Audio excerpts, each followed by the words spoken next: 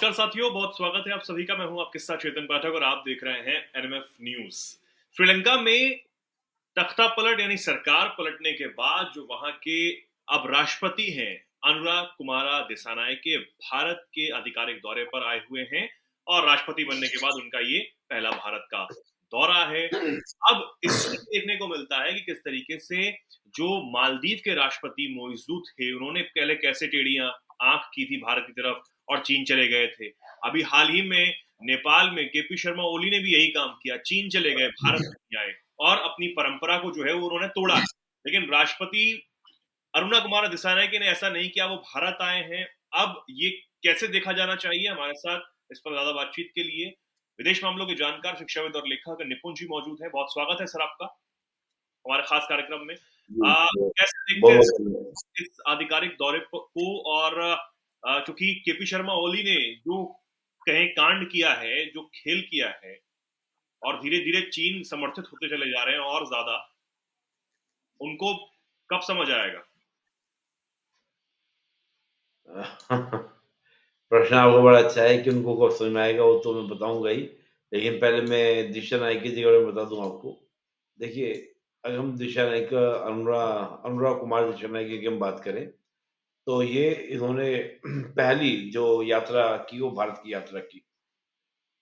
इससे पहले भी हम देखें, चुनाव से पहले भी दिशा नायक जो थे भारत विजिट करने गए थे। इनका जो रुझान माना जाता है कि थोड़ा सा कम्युनिस्ट विचारधारा के वहाँ पर क्या है, हम्म, मानने वाले हैं। और दूसरा क्या है कि वहाँ पर जो पूरा राजपक्षे परिवार के अगेंस्ट जो वहाँ पे श्रीलंका में आंदोलन हुआ था, उस आंदोलन की अगुवाई करने वालों में माना जाता है कि इन्होंने क्या किया था, उस आंदोलन को अगुवाई की थी। उसी की वजह से इनको यहाँ पर क्या चुनाव में इस प्रकार की सीटें मिली और ये क्या वहाँ पर के पावर में आए, यानी कि आपका सत्ता में आए। जी। अब देखिए, जब श्रीलंका में बहुत ज्यादा इकोनॉमिकल क्राइसिस आए थे, तो उस समय श्रीलंका की तत्कालीन सरकार यानी राजपक्षे परिवार की जो सरकार थी, उन्होंने चीन से मदद मांगी थी, लेकिन चीन ने मदद करने को मना कर दिया था। अंतोगत्वा मदद जो की गई वो भारत के द्वारा श्रीलंका को की गई।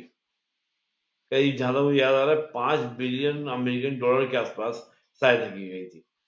यानी कि भारत के द्वारा सहायता की जा रही है 5 बिलियन अमेरिकन डॉलर की। तो ये बात, चाहे हम दिशा नाइके की बात करें या इनसे पूर्ववर्तियों की हम बात करें, सबने हमेशा इस बात को समझा है कि भारत का विकल्प कभी भी चीन नहीं हो सकता। बिल्कुल। हालांकि चीन चाहता है कि दक्षिण एशिया के अंदर, इंडियन पैसिफिक एशियन के अंदर उसकी पकड़ मजबूत हो, उसकी धाक मजबूत हो। हम्म, लेकिन इस धाक को मजबूत करने के लिए क्या करना पड़ेगा? उसको या तो संबंध अच्छे करने पड़ेंगे या दूसरे देशों में दबाव डालना पड़ेगा। जी।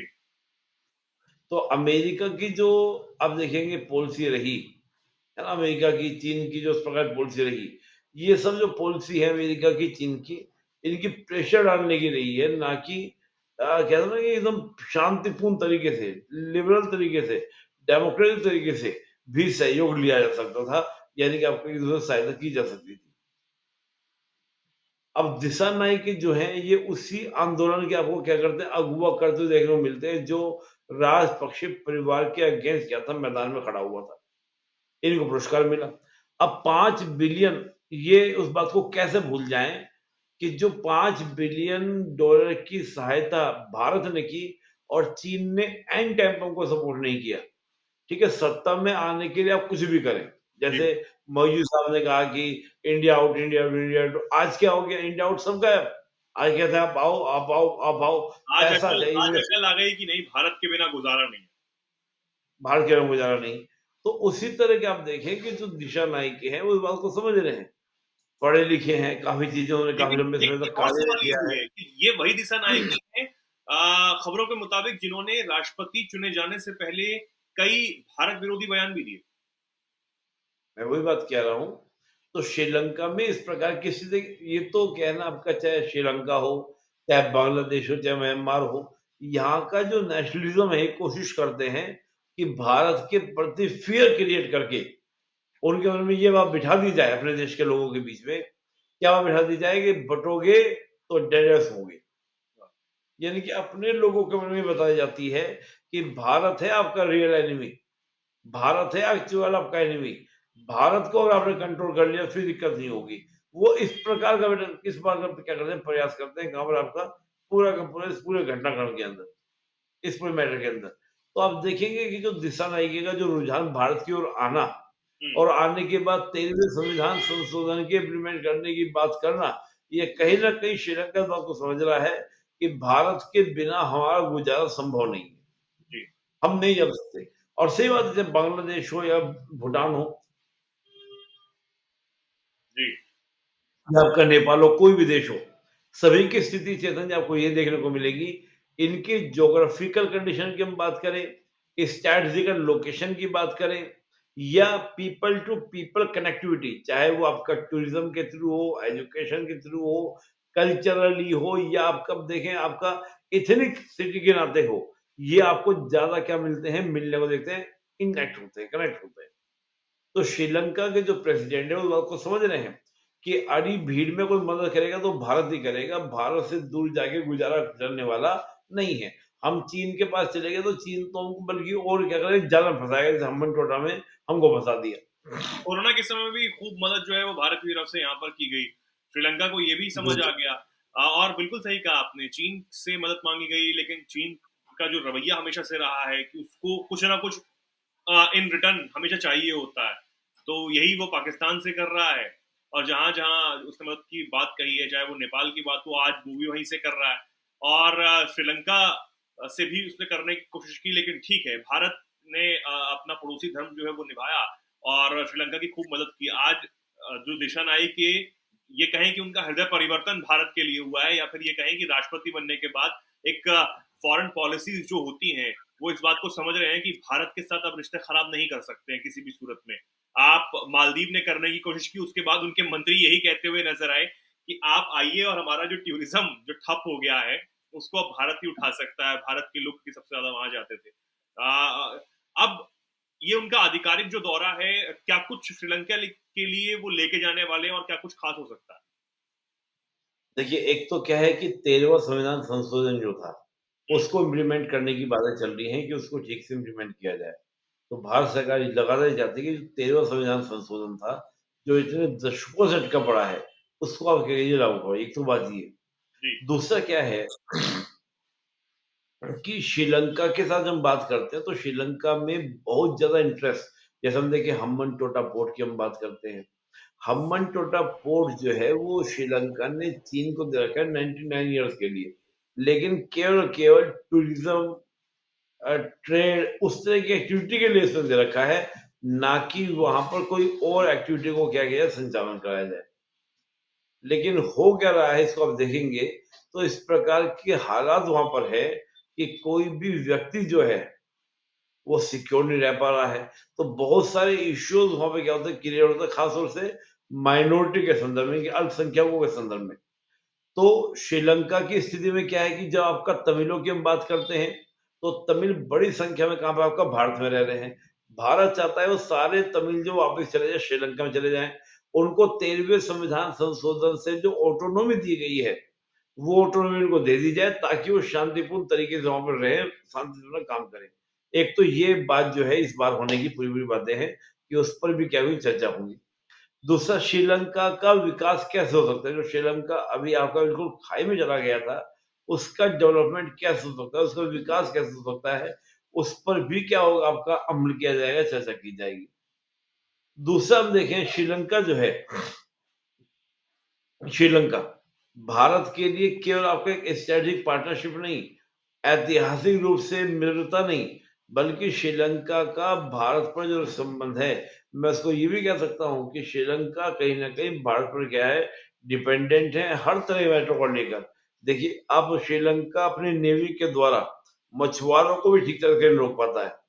तो भारत की टेक्नोलॉजी आदि का प्रयोग करके श्रीलंका अच्छे से इस काम को कर सकता है। और हृदय परिवर्तन नहीं, देखिए आप कह रहे हैं हृदय परिवर्तन, मैं हृदय परिवर्तन नहीं मानता। इसलिए नहीं मानता क्योंकि आईआर में कोई हृदय परिवर्तन नहीं होता। हृदय बदल जाएगा तो बात ही अलग हो जाएगी। ऐसा कुछ नहीं होता। होता क्या है कि राष्ट्रीय हितों को समझते हुए लोग काम करते हैं। श्रीलंका के प्रेजेंट प्रेसिडेंट ये जानते अडानी हैं कि अडानी के हमारा प्लेस को नेशनल लेकर हित भी है। काफी बातें उन्होंने कही थी, दिशा नायके ने अपने राष्ट्रपति बनने से पहले। और क्या उस पर भी अभी वही स्टैंड है उनका, अब तो बदलाव हुआ होगा। नहीं, मैं नहीं मानता बदलाव हो। देखिए, बदलाव तो तब होगा, देखिए नेशनल, मैंने कहा ना नेशनल इंटरेस्ट, सारा मैटर इसमें नेशनल इंटरेस्ट पर। श्रीलंका को आज ये बात समझ में आ रही है कि अगर हमारे इंटरेस्ट के अकॉर्डिंग को हमको सपोर्ट कर सकता है, वो कौन करेगा? भारत करेगा। श्रीलंका की नीति कुछ कुछ वैसी रही है जैसे गुटनिरपेक्षता की हमारी रही थी, लेकिन जब सबसे बड़ा क्राइसिस में श्रीलंका फंसा, तो श्रीलंका की मदद के लिए कोई देश गया ही नहीं, उस समय भारत ही गया। तो ऐसे देश से नाराजगी करके मैं नहीं समझता कि कोई देश और आपको समझदारी पूर्ण कार्य कहेगा मैंने गुड स्टेप लिया, ऐसा कोई भी कहने वाला नहीं है। तो मुझे लगता है कि कोई वजह ऐसी है जिससे कि आप भारत से दूर जाए श्रीलंका। बिल्कुल दूर जाए श्रीलंका। और हालांकि अब दिशा नायक के आए हुए हैं भारत दौरे पर, और ये पहला राष्ट्रपति बनने के बाद उनका आधिकारिक दौरा है, और उन्होंने अपनी जिम्मेदारी को निभाया। और इससे कहीं ना कहीं नेपाल के जो प्रधानमंत्री हैं केपी शर्मा ओली, वो सीख लें कि वो चीन के पास जा रहे हैं, चीन के पास जाने का नुकसान क्या कुछ हो सकता है। जी जी, कुछ कह रहे हैं। मैं ओली पे मुझे याद आ गया, ओली साहब की बात आ गई याद। देखिए, जैसे मौजूद साहब गए थे, बांग्लादेश की शेख हसीना गई थी, जी। श्रीलंका भी देखो मौजूद साहब गए थे, आप हमको पैसा दे दो, चीन से कहा था। चीन ने कहा ना ना ना ना ना रे। हाँ। बांग्लादेश से शेख हसीना गई थी कि भैया पैसा दे दो, काफी दिन ये तक था कि शेख हसीना की तो वहां पर जो विजिट थी वो कई दिन की थी, लेकिन बीच में ही छोड़कर वापस आ गई। उसी के बाद फिर ये सेंट मार्टिन आइलैंड जैसी घटना, ये सब होनी आपकी शुरू हुई थी। उनको भी अंगूठा दिखा दिया। अभी जो ओली साहब गए थे, ओली साहब भी जो गए थे उसलिए गए थे कि एक पोखरा एयरपोर्ट है, जैसे हम्बन टोटा इन्होंने ले रखा है, श्रीलंका का ले रखा है, जी। और ऐसी पोखरा एयरपोर्ट है जो ले रखा है किसने? आपका चीन ने ले रखा है, चीन डेवलप किया। उसका पैसा देना होता है नेपाल को। नेपाल उसका पैसा दे नहीं पा रहा है। नेपाल ये गया था ओली साहब कि प्लीज चीन भैया काम कर दीजिए, जो आपने पोखरा एयरपोर्ट में पैसा लगाया है ना उसको माफ कर दो, ग्रांट कर दो, ग्रांट कर दो। तो चीन ने सहमति नहीं दी, और आगे भी जो और नए प्रोजेक्ट के लिए साइन हुए हैं उसमें कहीं भी ग्रांट शब्द का यूज नहीं हुआ, जबकि ओली साहब ने सर्वदलीय बैठक बुलाई थी। सर्वदलीय बैठक में यह तय हुआ था कि हम चीन से एक भी पैसा लेंगे नहीं, अगर चीन ग्रांट में देगा तो लेंगे, नहीं तो नहीं। ग्रांट मतलब लो और भूल जाओ। अब हुआ ये कि जब चीन वहां पे गए तो ओली साहब का तो मूर्ख बना दिया गया, वो गए तो जो डॉक्यूमेंट बने, मैं डॉक्यूमेंट पढ़ा था, उसमें चीन ने क्या लिखा, हम लिख लेते हैं एड, AID, एड, एड लिख लेते हैं, सहायता। अब सहायता लिख दिया, अब वो कहते हैं ग्रांट लिख दो कि ग्रांट में पैसा दे रहे हो। अब एड का मतलब ये होता है कि ये भी क्लियर नहीं किया ओली साहब को कि जो पैसा आपको मिल रहा है वो वापस कब करना है, कितने इंटरेस्ट पे करना है, ऐसा कुछ भी नहीं लिखा। चीन ने प्यार से बिठा ओली को समझाया, ओली समझ के वापिस आए। अब नेपाल का मीडिया ओली साहब के ऊपर लिख रहा है क्या करने गए थे और पैसा लेकर आ गए, ये भी नहीं पता करा कितने इंटरेस्ट पे होगा। यही तो भारत बोलता है टैप टैप की पॉलिसी, जो उसने हम्बन टोटा को उलझाया, श्रीलंका को उलझाया, वही उसने नेपाल को उलझाया, वही मालदीव को। मौजू समझे, श्रीलंका समझ गया। श्रीलंका की तो स्थिति ये है, श्रीलंका ने ये तक कहा था कि हम्बन टोटा दे तो रहे हैं, लेकिन आप इसका प्रयोग सैन्य प्रयोग के लिए नहीं करेंगे। लेकिन चीन ने दो दो अपने नेवल पोत वहां पे खड़े कर रखे हैं, लड़ाकू पोत खड़े कर रखे हैं वहां पर हम्बन टोटा में। भारत ने कहा भी कि भाई क्या हो रहा है ये। दिशा नाइक जी ने कहा कि थोड़ा सा समय दो, सेट करेंगे सब चीजों को, चीन को साइड करेंगे। चीन समझ गया, मालदीव समझ गया, बांग्लादेश समझ गया, लेकिन अभी नेपाल को अच्छी, मुझे लगता है कि आने वाला समय नेपाल का है। जो हालात आप देख रहे हैं ना, बांग्लादेश, श्रीलंका, मालदीव, म्यांमार, नेपाल की स्थिति ज्यादा दूर नहीं है चंदन जी। मैंने वो डॉक्यूमेंट पढ़ा, एड समझ रहे हैं आप, भाई आप गए थे कि आपको पैसा मिलेगा फ्री में, वापस नहीं करना। हाँ। वो क्या कर रहे हैं, एड लिख दिया डॉक्यूमेंट में, एड दे रहे हैं। अब क्या कहा उनको, चीन के गवर्नमेंट ने कहा देखो हमने ग्रांट लिख दिया तो फिर सारे देशों को हमको ग्रांट देना पड़ेगा, हम उसको तो नहीं दे सकते। मुंह जवानी क्या कर दिया, मुंह जवानी कहते हैं ना इसको, ओरली कमिटमेंट कर दिया। ओरली कमिटमेंट नेशन में दिक्कत करता है। ओरली कमिटमेंट तो भाई भाई भी नहीं चलता, वहां पे लिखा पड़ी होती है, वहां लिखा पड़ी में ओरली कमिटमेंट नहीं, ग्रांट दे देंगे। तो बहुत बड़ी दिक्कतें नेपाल के साथ होने वाली हैं। तो ये थोड़ा सा टिपिकल सिचुएशंस हैं, और खासतौर से भारत के पड़ोसियों को आप देखेंगे, यहाँ पर समस्या रहती रहती है। लेकिन मुझे लगता है श्रीलंका गवर्नमेंट इस पर समझी है, क्योंकि ये देखिए सिंपल सी बात है, जो अड़ी भीड़ में काम आ जाए, जो मुसीबत में काम आए, उससे अच्छा कोई मित्र नहीं होता चेतन जी।